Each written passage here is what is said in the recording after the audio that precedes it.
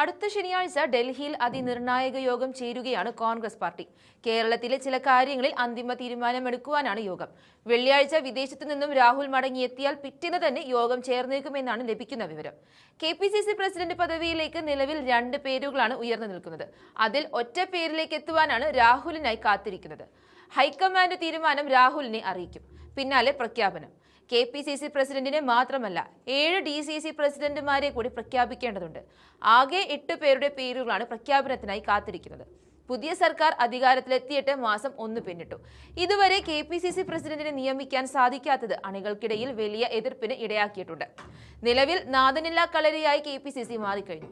സുപ്രധാന പദവികളിൽ ഇരുന്നവർ എല്ലാം തന്നെ മന്ത്രിമാരായി കഴിഞ്ഞു. കോൺഗ്രസ് പാർട്ടി നേതാക്കളിൽ ഏറിയ പങ്കും തങ്ങൾക്ക് അടുപ്പമുള്ള മന്ത്രിമന്ദിരത്തിലേക്ക് താവളം മാറ്റിയതോടെ KPCC ആസ്ഥാനമായ ഇന്ദിരാഭവനിൽ ആളും അനക്കവുമില്ല എന്നതാണ് വാസ്തവം. ഇതിനു പിന്നാലെ ഭരണത്തിലെ ചില നടപടികൾക്കെതിരെ പാർട്ടിക്കുള്ളിൽ നിന്നും ചില ചോദ്യങ്ങൾ കൂടി ഉയർന്നതോടെ വിഷയം സങ്കീർണമാകുന്നുണ്ട്. ഇതിനു പിന്നാലെയാണ് രാഹുൽ ഗാന്ധി വിദേശത്തു നിന്നും മടങ്ങിയെത്തുന്നത്.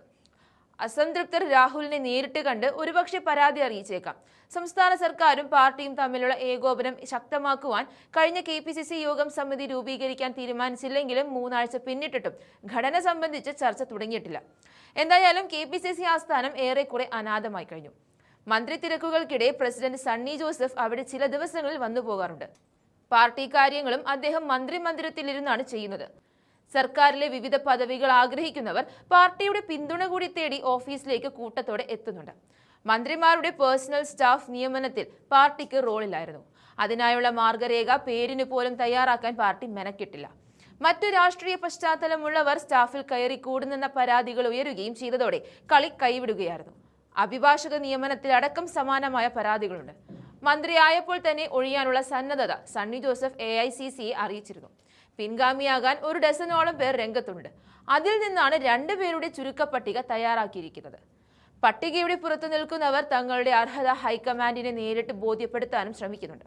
നിയമസഭാ തെരഞ്ഞെടുപ്പ് വരെ കേരളത്തിൽ തമ്പടിച്ച് പ്രവർത്തിച്ചിരുന്ന AICC general secretary Deepa Das Munshi പിന്നീട് കേരളത്തിൽ കേന്ദ്രീകരിക്കുന്നില്ല എന്ന പരാതിയും ശക്തമാണ്.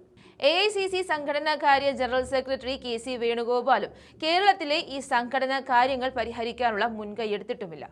7 DCC പ്രസിഡന്റുമാർ MLA മാരായതോടെ പകുതിയോളം ജില്ലകളിൽ പാർട്ടിക്ക് ഫലത്തിൽ നാഥനില്ല എന്നതാണ് സ്ഥിതി.